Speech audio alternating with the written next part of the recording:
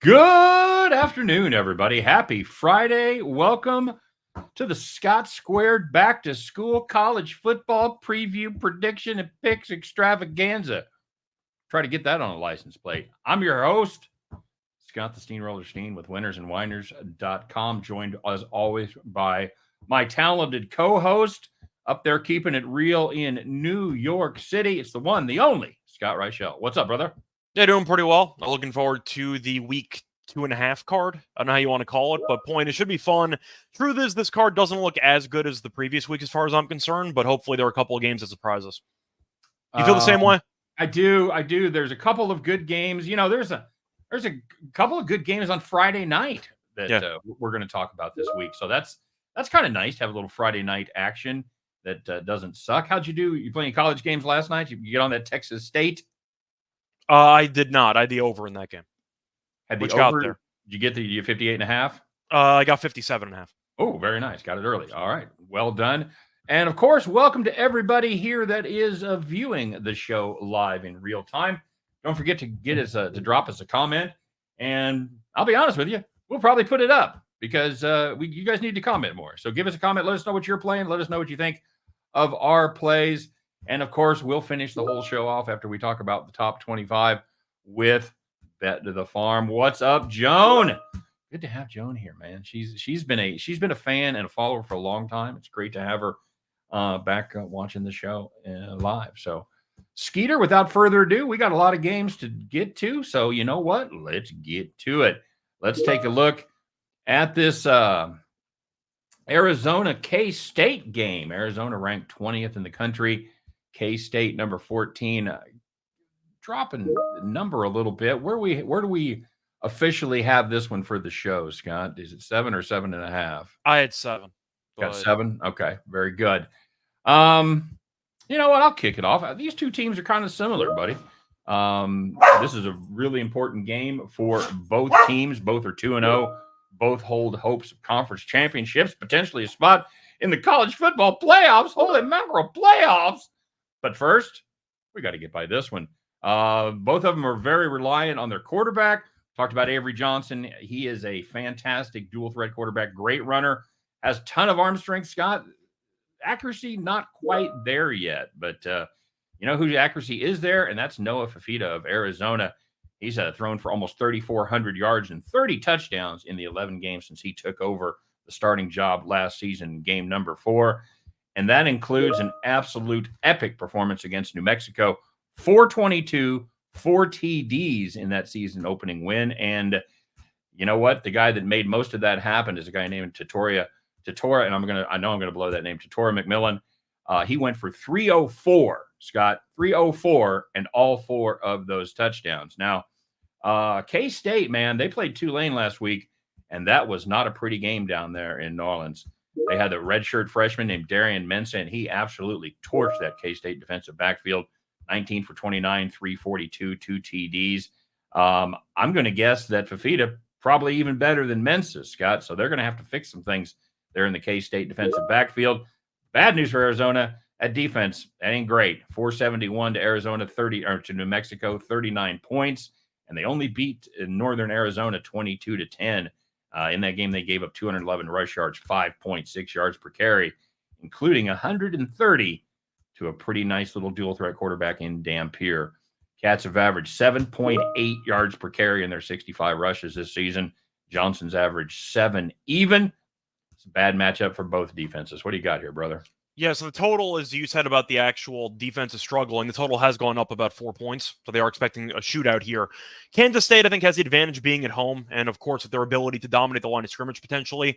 Arizona did struggle defensively in the first half, especially against New Mexico. They weren't great in the second half either, but they were better. And then they had a hard time against Northern Arizona. That was a one-possession game for the majority of it, and then they eventually scored late. So I think Kansas State, don't get me wrong, they didn't look great against Tulane. Tulane's pretty good. It's still a good win on the road. I know that they maybe were a bit fortunate about that OPI call at the end, but that's still a win nonetheless. I think I'm going to go with Kansas State. I don't feel great about it. I feel like 7 feels about right to me. But if you're asking about the home environment, the fact that Arizona hasn't played a road game yet, and it's going to be a weekday game, or I should say like a Friday night game, the crowd should be pretty amped for it. I'll go with Kansas State. I think it's close, but give me Kansas State by like 10. I just expect them to run it down their throats. Yeah, I wish it was 6.5. I really do. I feel a lot better about it. But, I think the home atmosphere is incredibly important. And for me, I'd rather try to fix. I think defensive backfield, if you're getting beat by the pass, I think it's more of a schematic problem than a personnel problem. If you're getting beat by the run, that's more of a personnel problem, and I think it's harder to fix than a leaky defensive backfield. I think Kansas State improves immensely from where they were last week against Tulane. I'll take the Cats laying the 7 as well. Can I keep a sharp eye peeled for 6.5 at game time? Maybe there'll be a little late Arizona money come in. We'll see. How you feel about the total?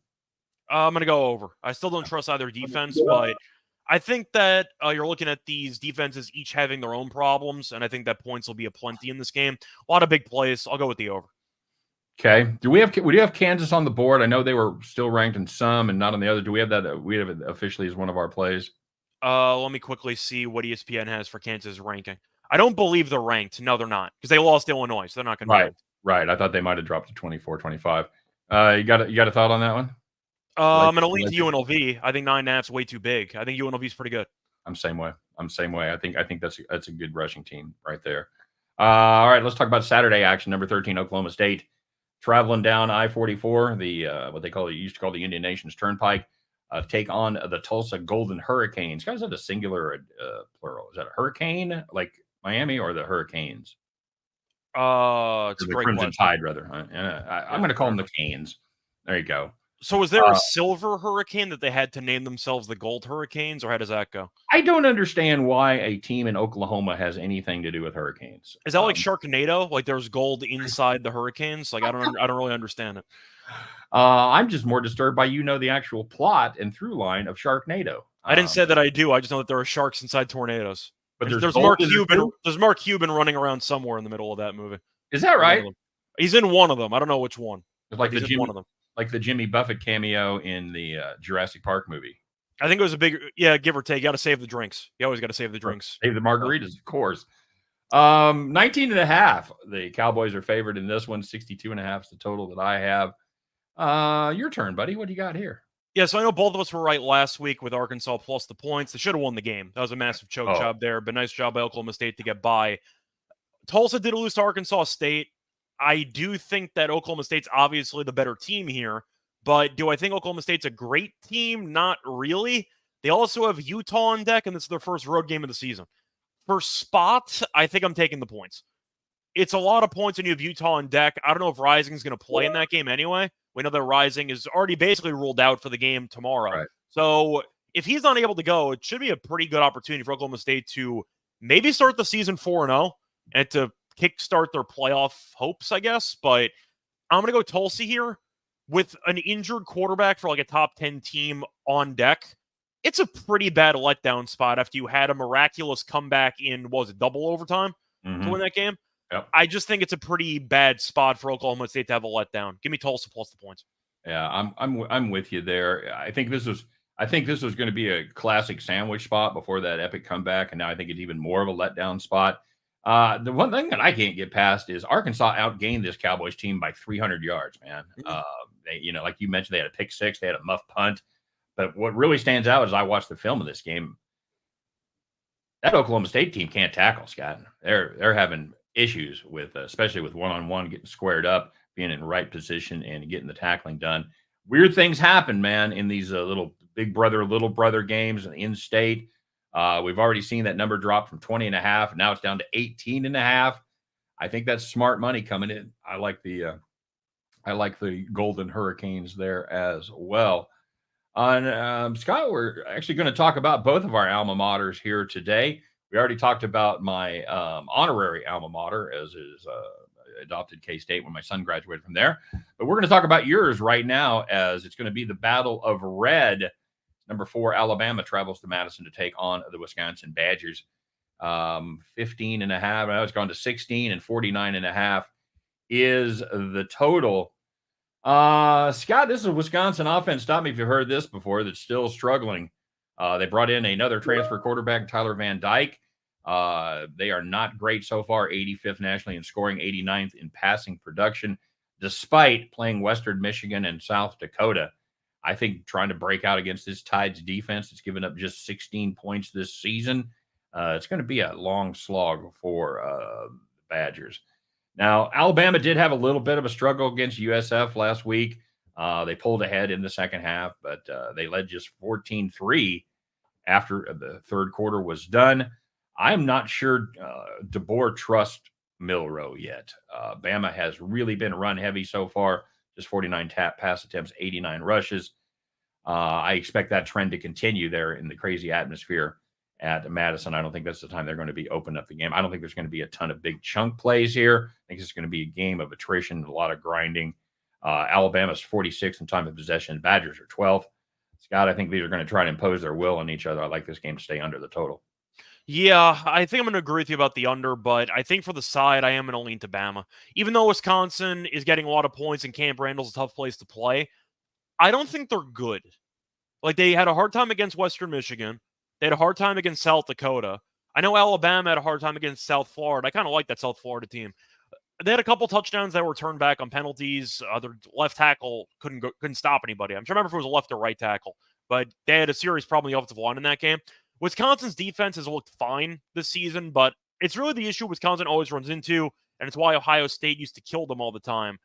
I just think that Bama's got too much speed with regard to the skill position players. I just don't think that Wisconsin can keep up. So I think that if Alabama is going to spread them out wide, potentially go bombs away, or maybe even just let Milroe get into open space and try to take on some linebackers one-on-one, I don't trust Wisconsin's speed to actually hold the candle to this team. I think I'm going to go Bama. I don't think Van Dyke's that great. He's been fine, but I don't think it's anything that's extremely, I'd say, impressive. I think he's been okay. But for Bama, I think Milroe, as you said, he's been fine. He could be better, but I think that he's definitely better than Van Dyke.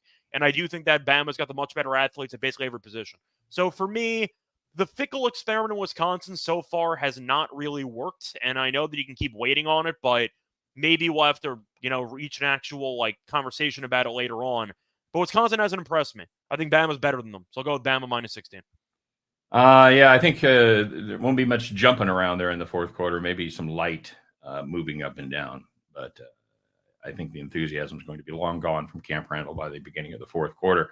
All right, let's go to the SEC and talk a little bit about LSU given 6.5 as they travel to Columbia, South Carolina to take on the Cacks. LSU's ranked number 16, 6.5 point favorites. Is that still where we have that? Yes, 48.5 is the number. So that number has come down from earlier in the week. That was listed at 50.5, and it is now come down to 48.5. What do you got here? So for this one, I really wanted to make a case for South Carolina because it's a great spot. They're at home. They're getting less than a touchdown. You figure, all right, South Carolina's undefeated. They killed Kentucky last week. They're in a good spot. But the more I look into the South Carolina team, the less I trust their offense. I don't think Sellers is that good of a quarterback, and I just question if they're going to be able to keep up with LSU. LSU, I know that they didn't exactly look great defensively against Nichols last week, but they have Nussmeier, who's been good. We know Lacey is a solid receiver. They have a lot of weapons. The thing is, South Carolina's got a great pass rush, and I feel like their defense is going to have to ball out to stop this LSU team. But I don't think Sellers in the offense is that great. So I think I'm going to go LSU minus 6.5 here. I understand that LSU has not looked that impressive. I get it. I don't know if Kentucky's just awful, by the way. Is that a great win, or is Kentucky just incapable of throwing a forward pass? It was dreadful. It was absolutely dreadful. I think we had a question. I think it was about the Bama game. The under and laying the points. Yeah, we're threading the needle here. Pretty much. We're gonna try to thread the needle. That's stick the dismount on that one. I got to tell you, man, I watched that Kentucky. They can't throw. South Carolina game. That was just absolutely dreadful. Game caution. I'm going to ask you, though, was that because of South Carolina's great defense, or is Kentucky's offensive line just abysmal? Because I kind of thought it was both. The quarterback situation is awful for Kentucky. Yeah. And it was, it was. I don't think the line's good. I don't think they've gelled yet. I don't think they've come together. I like Nussmeier a lot. I think he's played very well. This is a potential game if LSU plays to their potential and South Carolina plays as good as they can play. LSU wins this game easily by double digits. I like the chances. It's the SEC play. And I think LSU is focused, laying less than a touchdown. I'm all about it. Let's do it. By the way, LSU. just a quick question, just to sum up how bad Kentucky's passing offense was. They attempted 17 passes last week against South Carolina. Do you know how many? They had 6 completions out of 17 passes. Do you know how many yards they had? 35 or so. It was ridiculous. They had 44 passing yards. So 44. Once again, I think this defense is good, but I think Kentucky's offense is just a throwback to about 1850. So I think Nussmeier is probably going to look a lot sharper. I think South Carolina might be overrated now because of how bad Kentucky is. But based on name recognition, that's a good win on the road. Yeah, absolutely. Kentucky might not make a bowl game. They can't throw a pass. No, it's awful. So, give me LSU. So let's talk about the Red Wolves, Scott. The Red Wolves travel up there to the big house, the big hizzy, to take on a probably quite angry Michigan Wolverine team. The number on this one is Michigan minus 23. That's gone up a little bit from the 22.5 earlier in the week. 47.5 is the number there. Now, we've talked about sandwich games, and this would normally be a classic sandwich game for Michigan between Texas and USC next week. But, Scott, things don't always go as planned with your sandwich. Sometimes you only get one piece of bread, and that's what we've got here. I think it's going to be a bad weekend to be a Red Wolf. Michigan needs to get their ground game going. They need to prove that they can block. They need to prove that they can run the football. And I think that's exactly what they do against an Arkansas State team that has struggled to stop the run all season long. I like Michigan big in this one. You know, we had the Red Wolves as a bet the farm play earlier in the season. I like that team. I think they do good things. They're not a Big Ten team. Michigan rolls. Yeah, I think I'm going to agree with you. I don't think Michigan's that good, at least based on quarterback play. But as you said, the ground game should get going. To go through the actual rush defensive numbers for Arkansas State, big reason why we lost the farm play with Arkansas State in week 1 against Central Arkansas. Do you know how many rushing yards Central Arkansas had against this team? Like 320 or something ridiculous. They had 235 and 3 touchdowns on 7.3 yards per carry. That's and right.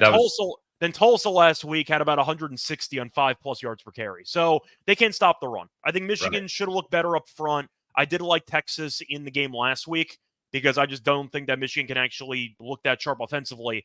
I'm not a Warren guy. He was a walk-on. I'm shocked he's starting over Orji. I'm not saying Orji's better. But the point is, I do think Michigan should be pissed off, rightfully so. They're in the big house. Arkansas State is 2-0. They probably shouldn't be. They could have lost either one of those games. But I do think Michigan should be pissed off. And at this point, even though they do have a big game on deck, you got to defend home field.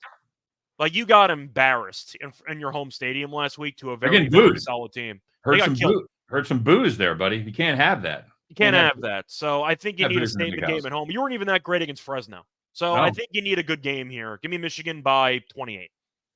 Like it.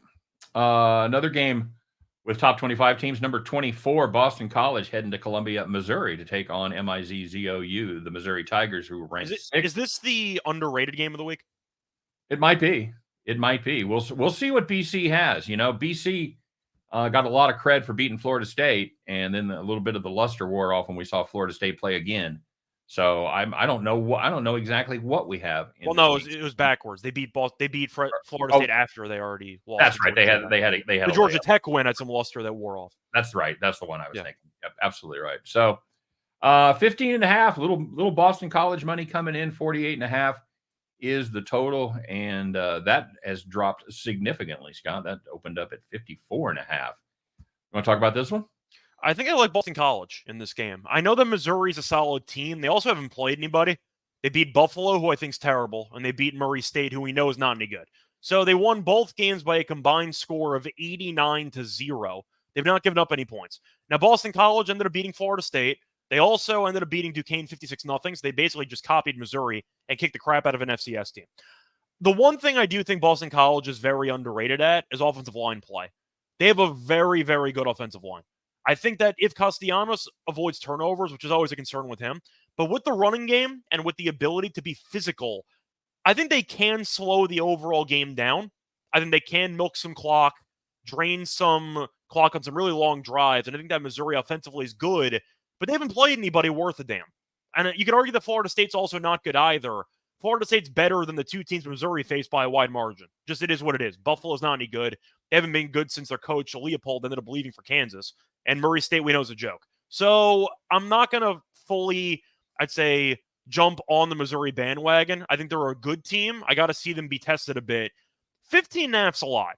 I'm not picking Boston College to win, but Missouri by 10, I think it's realistic. 15.5 feels like a lot for a Boston College team that I think is pretty good. And offensive line-wise, and even defensively, they're physical. They're going to hit you. I think they'll be able to put some pressure on Missouri. Yeah, I'll tell you what I really like here. I kind of like a Boston College first half play because, like you said, Missouri hasn't played anyone that's challenged them whatsoever. So this is going to be the first time that a team that matches up well with them on the interior squares off, and I think there's going to be a period of adjustment. I don't think I'm with you. I don't think Mizzou gets there. I think they may win in the 7-10 range. This one could be a lot closer than a lot of people think. I'd really like Boston College first half, but I'm with you. I will absolutely take the points with the Eagles there. 15.5, way too many. And I will tell you this: I wouldn't mind losing this bet because if Mizzou runs Boston College out of the building, that's a real team. That's a top 5 legit team. I'm not sure they're quite there yet, so we'll find out.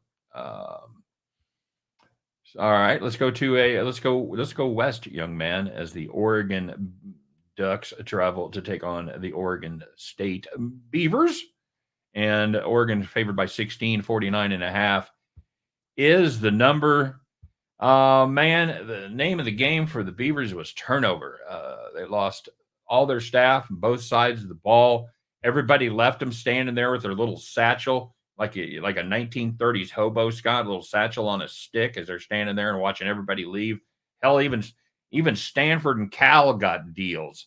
But problem is this Ducks team, they really haven't put it together for an entire game yet. But I think there's just too much talent on that side of the ball. I'm not impressed with the Beavers. They've had some moments. I think Oregon covers this number. So I'm on the fence here because Oregon hasn't shown anything that they're worthy of laying this on the road. Oregon State has looked fine, mostly defensively. Offensively, they haven't looked that great. So I guess the argument is they're going to be able to score against this team. I think I'm going to agree with you. I think a lot of people love Oregon State this week because it's going to be an in-state rivalry, and you have Oregon ditching the Pac-12 to screw over Oregon State, and there's a lot of bad blood between these teams. I think it's a good get-right spot for Oregon. I really do. I just think that Oregon State offensively is not that great, which is why the total's so low. Gabriel so far this season's been fine. They just have a hard time blocking, and that was one thing that the coaching staff addressed post-game. They got to fix the offensive line. It has been a problem. I think they'll be able to address it, but I think that a lot of people are going to be looking at this game. I don't want to compare it to the Oregon-Colorado game last year because Colorado was definitely more hyped up than this Oregon State team. But you're looking at this line going, why is Oregon favored by this much? This line looks trappy, and then Oregon comes out and smacks this team. Right. If Oregon gets right and plays up to their potential, they can beat this team by 30. I think they're that much better on paper than Oregon State. They really just have to fix the offensive line. And I think that based on the quotes that I heard, I think that they're actually going to look a lot sharper than people think. I'm going to go Oregon. I'm sure a lot of people like Oregon State this week.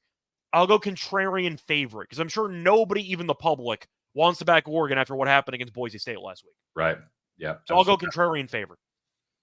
I'm with you. And and you guys, you've listened to us enough by now to know when we're strong on a game and we're absolutely going to put it in our wallet, and when we're going to pass and watch the game on TV. And I'm not betting this. But that's what I'm saying. Yeah. But it is our promise to you that we will talk about and make a pick on every game. So a slight lean, I would say, to the Ducks. It's the potential bowl, Scott. If they play up to their potential, it's another one. It's another potential bowl. We'll see. I will say though, if you actually do like Oregon State here, I'm a little bit confused by this total because I understand Oregon offensively wasn't that great against Idaho, but they ended up having a monster shootout against Boise State.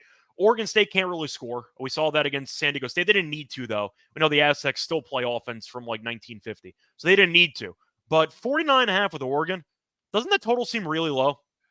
It does, but if I think it presents a correlated parlay opportunity for sure. That's kind of what I'm saying. I think I like Oregon in the over.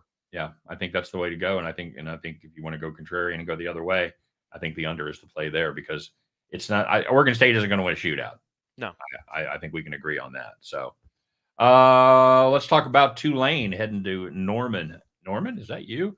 Take on the Sooners. Skeeter, we've got Oklahoma at 13, 46.5 is the number there. How do you see this one going? So 13, I hate. I wish it was 14, but I think I'm going to take the points. I watched Houston in week 1 against UNLV, and they didn't score for about 58 minutes. They Right. were absolutely terrible watching them play. I think Donovan Smith has been one of the worst quarterbacks I've seen all year. However, they still almost beat Oklahoma. They lost 16-12. They were down 2, and they got a safety. So Right. it was ugly. I've seen Oklahoma play. They covered against Temple. Damn, they suck, Temple. But Oklahoma was horrible in that game, too. Temple turned the ball over 6 times, and Oklahoma still covered. Then they play it against Houston. They looked awful. I think Jackson Arnold is not very good.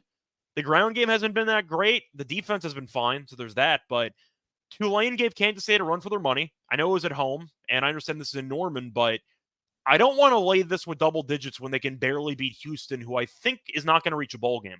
I think Houston's bad. And Oklahoma had to fight tooth and nail to beat them for a full 60. Give me Tulane. I think Mentz is arguably the better quarterback in this matchup. I'm really not high on Jackson Arnold at all. You stole my question. That was going to be my question. Do you think Mentz is better than Arnold? I don't think Arnold's good, just watching him play. Do you? A small No. sample size, but I don't think he brings anything to the table. Mentz, I think, can actually be a player. Wow, man, he keeps his eyes downfield. He finds the right receiver. He doesn't panic. Man, he did everything right against that K-State team. And yeah, it was at home.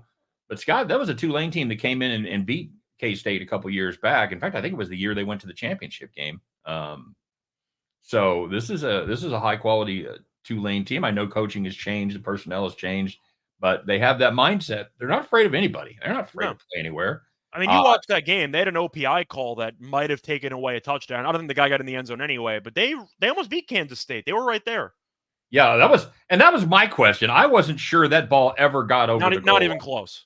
But it was 15 close. Yards though. But yeah, the point is it killed the entire drive. But they were about to have like 3rd and goal or 2nd and goal at the 1 for a shot to tie the game.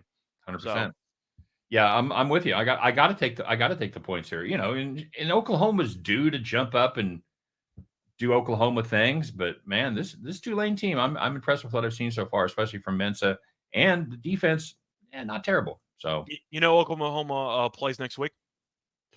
I don't play a home game against Tennessee.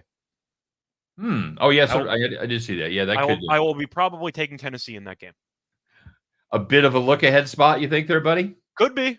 I mean, if you want to make the argument that Oklahoma is always looking towards a playoff spot and they're currently 2-0, that's a pretty important game beyond on the horizon. So I think it could be a look ahead spot. I might like Tulane anyway, but Oklahoma offensively, they don't look good at all. Nope. Let's talk about number 18, Notre Dame, as they are 9.5-point favorites. On the road, Scott, staying there in the great state of Indiana as they travel down to West Lafayette to take on the Purdue Boilermakers. We've got the number on this one at 9.5, 47.5 is the total. You know, I got to tell you, they've lost any bit of cushion they had, Scott, with that loss to Northern Illinois last week. It is no room for error for Notre Dame from here on out. I don't think that. What do you hear about Riley Leonard? What's the latest you've read there? What do I think? I don't think he's any good. Do you think he's going to start? I think he will. I mean, you brought him in as your main transfer. I'm sure the NIL check was pretty big, but it was kind of weird because Riley Leonard, we talked about last week, and I was right. I like the under in the game, and I actually leaned to the points with Northern Illinois. At no point did I pick him to win the game, but I looked at Riley Leonard at Duke. He had one really good year a couple years ago. Got injured last year, didn't do anything. And then we watched him play a couple games against A&M. He wasn't any good. He was against Weigman, who was awful, so he looked better by comparison, but he didn't look good at all. He's been horrible. Like, there's really no way around it. There were some rumors he'd be like a top 5 pick if he left for the NFL last year. And I think we all look back at it going, you mean first 5 rounds, right? Like, I don't think he's any good. So it's kind of tough because I do think Notre Dame's better at basically every position. If you want to talk about the motivation angle, they should be pissed off. However, Purdue did have a bye last week, so they have extra prep for this game, which might matter. And Purdue's not an easy place to play in, just in general. I think I'm going to lean Notre Dame, but Purdue having the bye week entering this game, I think does help. Leonard was so bad against Northern Illinois. That was not a fluky upset, by the way. I thought Northern Illinois dominated the game. And on a separate note, that spot on that third down carry is one of the worst spots I've ever seen in my life. It's one of the dumbest spots I've ever seen in my entire life. Yep. So the refs tried to give Notre Dame an extra shot at it, and they still couldn't win. Right. I came into the show wanting to take Notre Dame, and if they win this game, it wouldn't shock me. That week off actually might sway me to take Purdue. I think an extra week of prep is massive for this matchup. I prefer 10. I think I'm going to Benedict on this one. Give me Purdue. All right, very good. James had a question. I'm not sure. 425 sprinkle on the money line. I think he's talking about Tulane. Where are we at? It's either Tulane or the Oregon game. I'm not sure which one he was talking about. Yeah, James, which game are you talking about? Like a little. I don't hate a sprinkle on Tulane if that's the one. I wouldn't mind it. I think Oklahoma's going to win, but I think Tulane's definitely got the potential to get the job done. But going back to this game, I think I like the under again. If you want to talk about like my favorite play here, on the side I'm kind of on the fence on because Notre Dame should dominate up front. But I think the extra week matters, but I don't trust Leonard. And I think that Notre Dame's defense is still a pretty good unit. So give me the under in this game. I think 47.5 is too high. I like that. Because the Notre Dame defense is still getting it done. Yeah. No question about that. And Leonard does have injury questions, and we still don't have. I've been looking around here while you were talking. We still don't have a solid answer. I don't know who the second stringer is. I'm not sure it makes any difference. If he's healthy, I'm assuming Leonard plays. Oh yeah, absolutely. No, they're not. They paid him too much money to pull the plug. It's why Florida State's still using Uyunglele. They paid him too much money. They're not replacing him for cause. No, not in the third game. I'm going to lean Notre Dame here just because I think they can run the football. The defense is still good. I think they're going to put a new emphasis, a lot like Michigan. I think they are going to come out and try to establish the run, and I think they have the bodies to do it. That's why I like the under. I just see them draining clock. I think that's a solid play as well. But yeah, for the I'll take again. I'll take the cover of the points in the under. Threading that needle on every game. All right, Scott, let's talk about the Miami Hurricanes, a name that actually makes sense geographically, as Ball State travels down there to take on the Canes. They're ranked number 10, and we've got 36.5 and 54.5 in this one. Scott, I introduce you to your second favorite Heisman candidate, Cam Ward. He has been absolutely dominant in the first two games, 689 passing yards, 6 TDs, 46 yards rushing, and a TD on the ground. This Ball State offense, man, they were dreadful last year, and they don't look a lot better this year. And as far as defensively goes, they're decent against the run. They cannot stop the pass. Yeah. Wah, wah. I think Miami is one of those teams that isn't afraid to run up the score. I think when you're trying to make a Heisman case for somebody, you want to put up those gaudy 6-touchdown games, 500 yards passing, whatever. This is the Canes team that showed no mercy when they beat the Florida A&M Moccasins by 47. I don't think they show any mercy to the Cardinals here either, Scott. I will lay the 36.5, but I'm not going to play the under. So there you go. Yeah, so I looked at the actual schedule for Miami. They play at South Florida next week, so they do have an in-state game next week. I think South Florida's too beneath them for them to look ahead for that one. But Miami's been good. We picked them to win the ACC. Right now, they're a pretty decent favorite to win the ACC. But for this one, give me the over in this game. I don't think Ball State can stop anybody. Ball State almost lost to Missouri State. That game had 76 points. They gave up 34 to Missouri State. You mentioned that Cam Ward might put together a Heisman 6-touchdown type game. I think Ball State might score a couple touchdowns in this game. I'm not saying that they're going to be able to score more than 20, but if they get 14, I think Miami's dropping 42. I think Miami might get to 50-something and change themselves. So yeah. I like the over in this game. I think Ball State can move the ball. I also want to give us a quick shout-out for last week. We picked Florida A&M to cover like the 50, and they lost by 47. That's so right. Shout out to Florida A&M for covering. But I like the over. We saw Miami score 56 last week. They gave up 9 to Florida A&M. I think Miami can get – I think that the Ball State Cardinals can get to 10. Give me like a 49-10 game. Give me the over. All right. Yeah. I do agree, though. Cam Ward really should pad his stats for this game. So, Yep. over. Yep. Got to pad those stats before conference play starts. So, yeah, very good. Heading to the Big 12 as number 12, Utah travels to take on Utah State. I'm sorry, did you say Utes? The Utes. 18, Scott. This number has come down significantly, and we'll talk about that in just a minute. 43.5 is the total, and that number has come down as well. Any guesses why this number's come down, Scott? Probably because they're using Zach Wilson's brother at quarterback. That's exactly right. That's exactly right. Cam Rising will not play in this game. I think this is still a very solid Utes defense. I'm not sure how much Utah State's going to be able to get going, but I think. But it's a revenge game. He got Barnes back against his old team. Yeah. Problem is Barnes isn't any good, but I'm gonna dog it here, Scott. I'm gonna take Utah State. I think that's just a few too many points. I think Utah could win this one in the 10 to 14 range. Any more than that, I'm gonna take Utah State. I think I'm gonna go with Utah. Okay. I saw them not score a single point against USC. I know USC's defense has improved, but 0 points against USC. It's not very good. Utah State in that game had a total of 190 yards. I'll pass.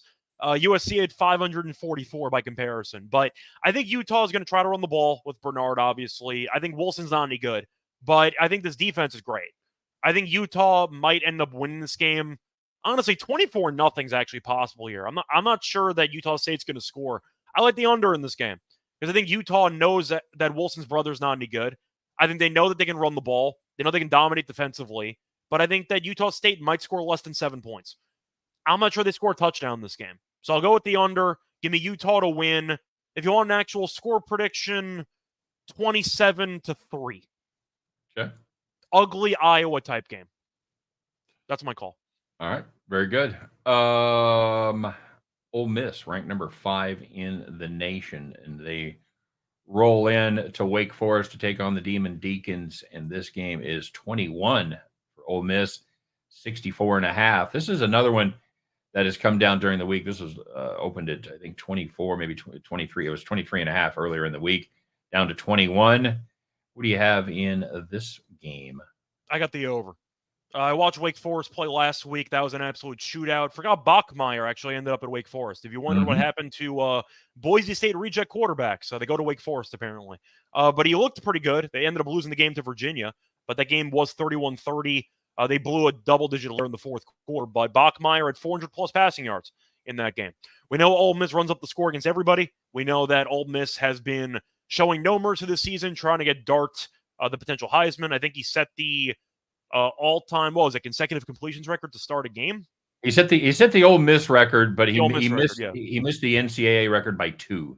But I'm saying it was the record 24. for the school. Yeah, they play Georgia Southern next week, so there's no look-at spot here. Give me the over. I think Ole Miss will be able to torch this defense. Virginia scored 31 against this defense, but at the same point, I think Bachmeier can score some points. So give me the over. Ole Miss might get into the 40s. Wake Forest might get into the 20s. I see a track meet here. Give me the over in this game. Okay. Yep. I'm with you. I'm on the dart board. I'm on board with Dart. He's been fantastic so far. Hit his first 24. It ended up finishing 24 for 27, 377, 2 TDs, one on the ground. And then Bachmeier threw for 400 against UVA, and I think he's going to have a little harder time of it. But yeah, I definitely see points here. Got to lean on the side. For the side, I think I'll lean Ole Miss because I still think that Bachmeier's turnover issues will be a problem. But I think that this game, Ole Miss hasn't played anybody. That's the hard part. It's kind of the same thing as Missouri because they ended up killing an FCS team by 70. Yep. And then they played against Middle Tennessee, almost lost to an FCS team in week 1. Yeah. So they haven't played anybody. 128-3 on the season. I think I'll go Ole Miss just because I think that they have more talent, but I prefer the over. Okay. Yeah, I'm with you. UTSA in Texas, another in-state battle. This Roadrunners team, Scott, they miss Frank. They miss Frank Harris a lot. Meet. It is not good. They're not good, buddy. They lost 49-10 to Texas State. Texas State, good team. I'm not sure they're 40 points better than a legitimate team, however. I like the over here, and I think Texas is going to do most of the heavy lifting, and they may do it all. I think this is a great correlated parlay opportunity as well. But I do like the over 54.5. It's still 54.5, 55.5. So that has gone up a point. So yeah, that's.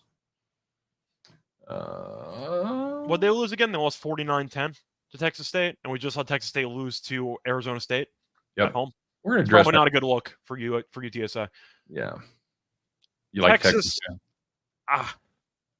35. I mean, they play UL Monroe next week. You have the opposite of a look at up next. Yep. Because UL Monroe's worse, and this is an in-state game, I guess. But Texas really should kill this team. Yeah. UTSA is really not any good. Just watching them play. They should win by a lot. They killed Colorado State by 52. Yeah, I see a pretty similar story. Maybe the exact score, 49-10 again. Just run it back. I don't mind the over, but I think I'll lean to the Longhorns as well. Probably not going to bet this game, but I'll lean Longhorns in the over. Okay. I like the Longhorns big here.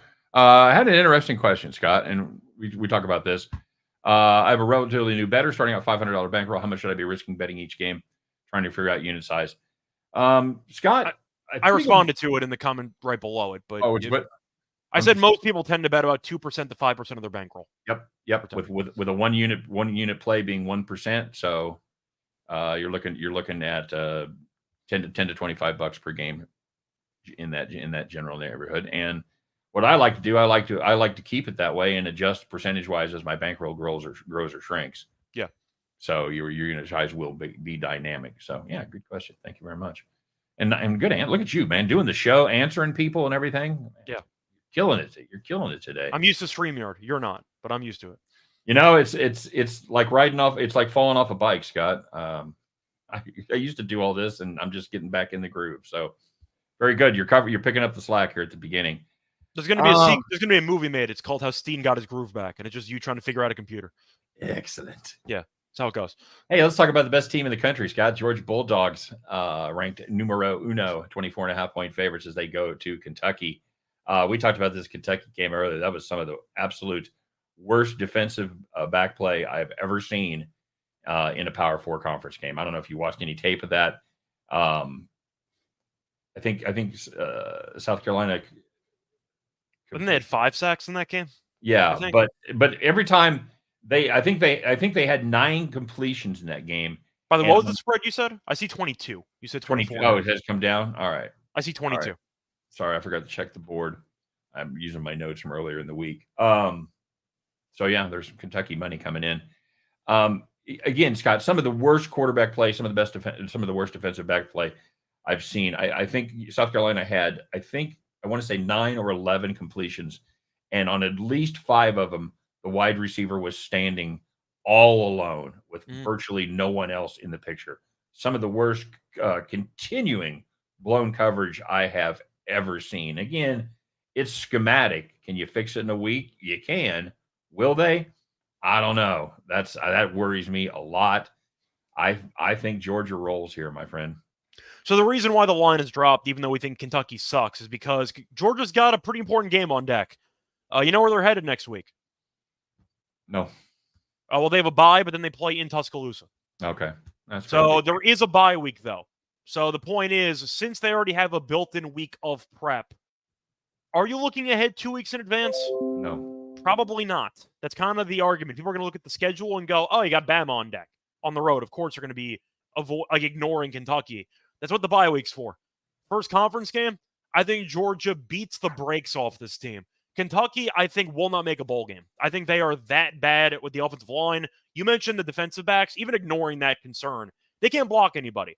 Their quarterback play is awful. We saw Georgia beat Clemson by 31, and we saw Clemson beat App State by about 80. So the point is, they completely just shut down Clemson's offense. Kentucky might end up with less than 200 yards. It wouldn't shock me. No, I think Beck and company are going to have a solid game. I think the balance would be there with ETN in the backfield as well. But offensively, Kentucky should do absolutely nothing in this game. Give me Georgia to win by 30+. I think this game is going to be a rout. Yep, I agree. I completely agree. This is not a good Kentucky team. Let's stay in the SEC. Tennessee.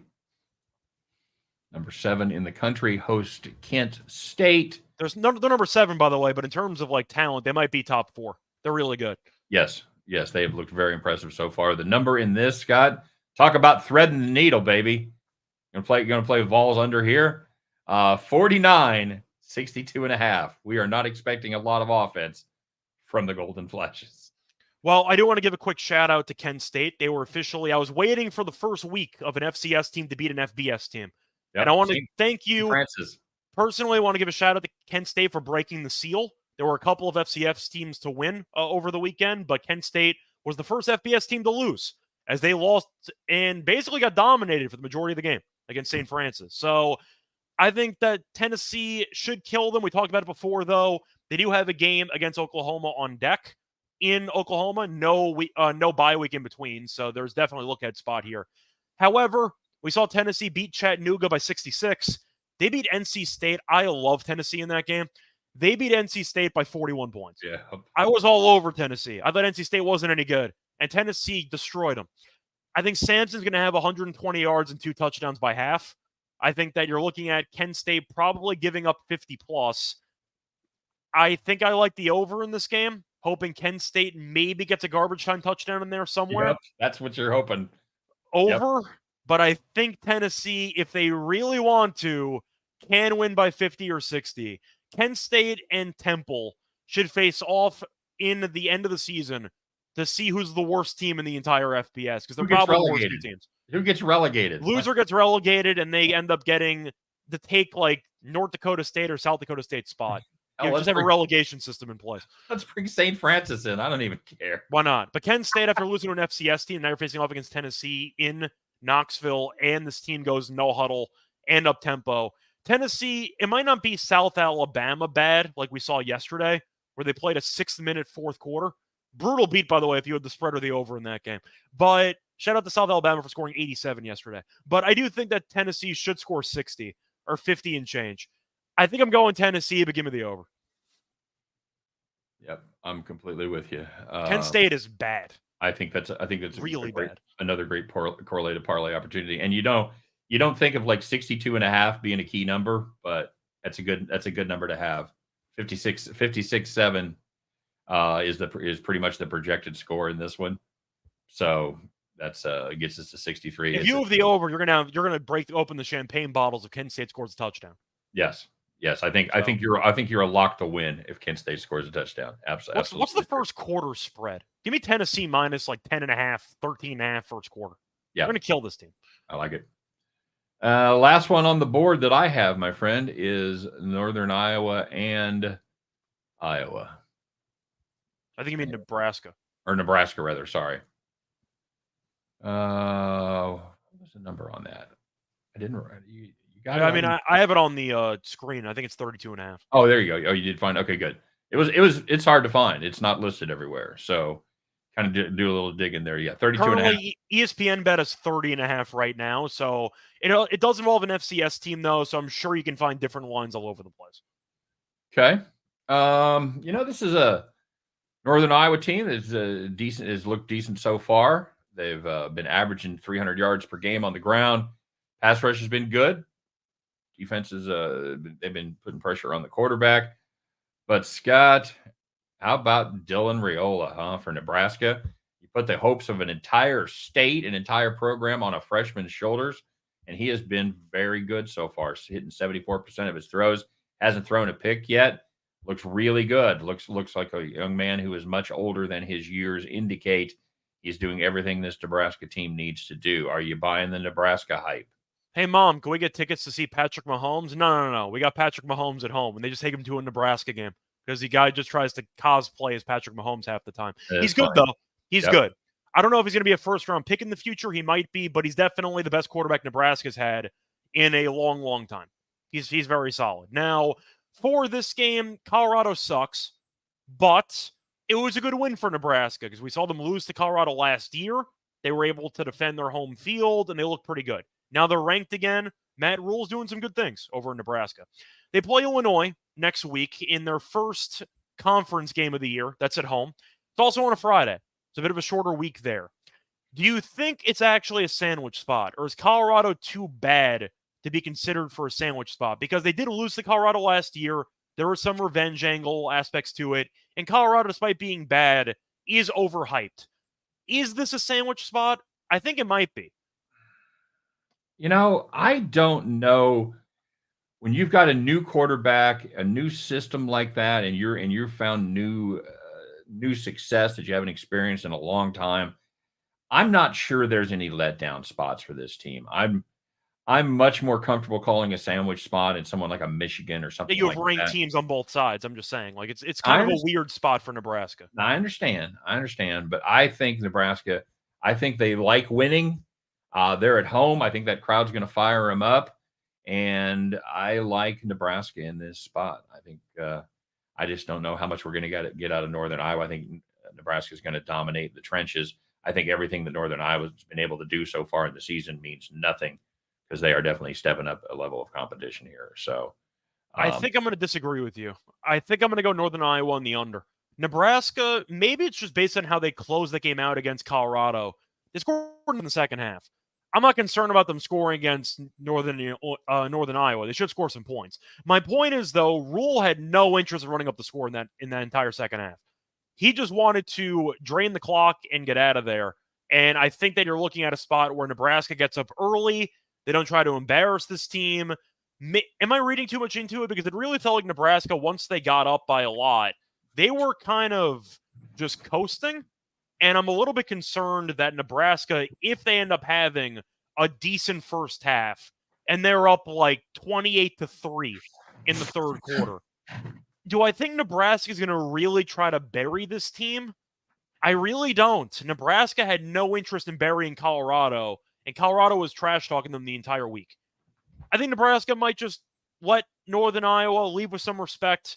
They'll win this game like 31-3, 31-10, some game like that. I'm going to lean to Northern Iowa, and I'm going to lean to the under.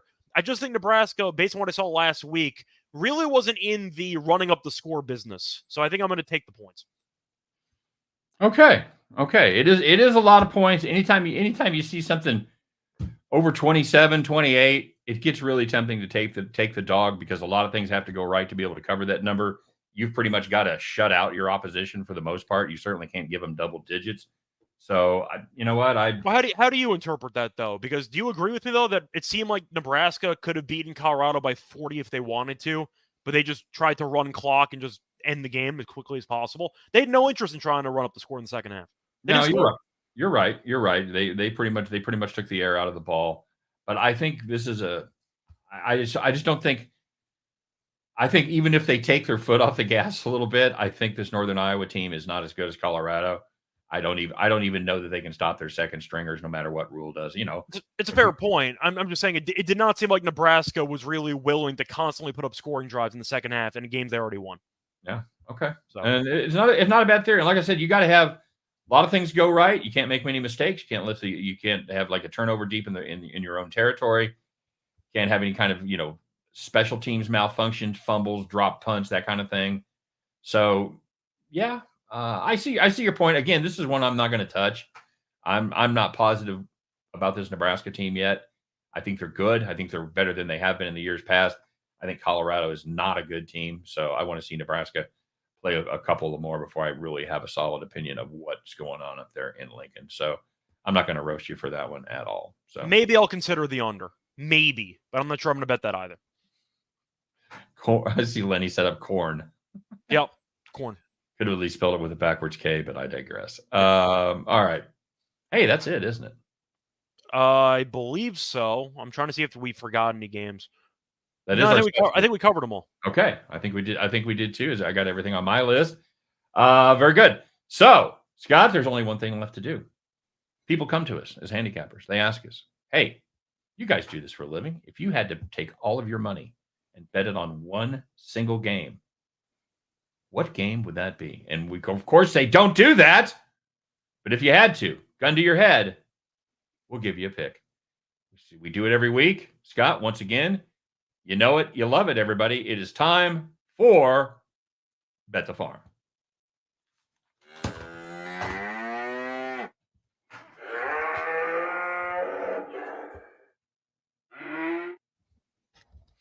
All righty. There it is. There it is. Afternoon, everybody. Afternoon, ma'am. Howdy. Full disclosure, Scott, when I put you in a solo shot a couple minutes ago, I realized I had forgotten to get my hat. So it's all good. You made a good time for it. I mean, I was stalling when you went off camera, so it worked out. You're vamping for me. Nicely done. Scott, how did we do last week with Bet the Farm? And no, I didn't find the banjo music yet.